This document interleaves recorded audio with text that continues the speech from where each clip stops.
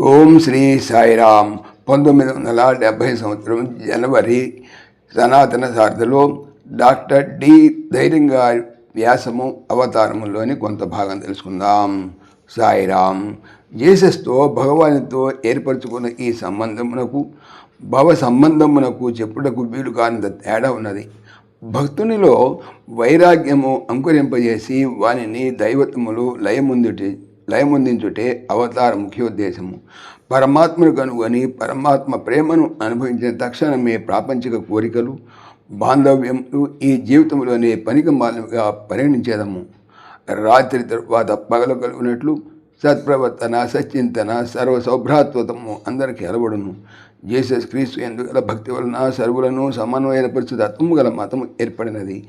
అట్టి మతములో ఇప్పుడు మౌలిక తత్వము అడుగంటిపోయి ఆకారం మాత్రము మిగిలి ఉన్నది. ప్రపంచంలో మంచి స్థాయిని అందుకున్న ఆ తత్వము పరస్పర ద్వేషములు వైరుధ్యములు వహించు మత తెగలతో కలుషితం అయిపోయినది. ఆర్థికంగాను రాజకీయముగానే కాకుండా సాంఘికముగా కూడా క్రైస్తవ దేశములు ప్రపంచమునకు నేతృత్వమును వహించుతున్నవి. కానీ ప్రపంచకమును సంరక్షించుట అవసరమైనటువంటి ఏకాత్మతాభావన అంకురింపజే శక్తి సామర్థ్యములను ఈ దేశములు కోల్పోయినవి. ప్రస్తుత కాలంలో భగవాన్ బాబాయే అవతార పురుషుడు. శ్రీవారి ఉద్భవించిన భక్తి వలన ప్రపంచంలో ఏకాత్మకత, అత్యవసరమైన శాంతి, ఆధ్యాత్మిక శక్తి ఉత్పన్నమవుతున్నవి.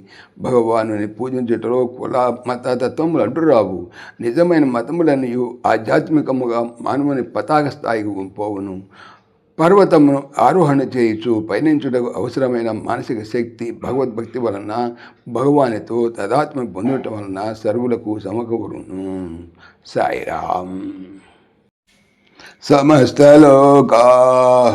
సుఖినో భవంతు. సమస్తలోకాః సుఖినో భవంతు. సమస్తలోకాః సుఖినో భవంతు. ఓం శాంతి శాంతి శాంతి. జై బోలో భగవాన్ శ్రీ సత్య సాయి బాబాజీకి జై. సర్వం సాయిశ్వరార్పణమస్తు. ఆత్మీయులకు మనవి, ఈ ఛానల్తో పాటుగా లెరన్ భగవద్గీత, లైవ్ గీత అనేటువంటి భగవద్గీత ఛానల్ మరియు భక్తి పరిమళ టీకా భాగవతం అనే భాగవత మరో ఛానల్ను స్వామి నా చేత చేయిస్తున్నారు అని తెలుపుతున్నాను. వీటికి సంబంధించిన లింక్స్ డిస్క్రిప్షన్లో చూడవచ్చు. సాయిరామ్. పవిత్రమైనటువంటి భాగవతం. భాగవతం చెప్పేది ఏమిటి? బాగా అవుతాము అనే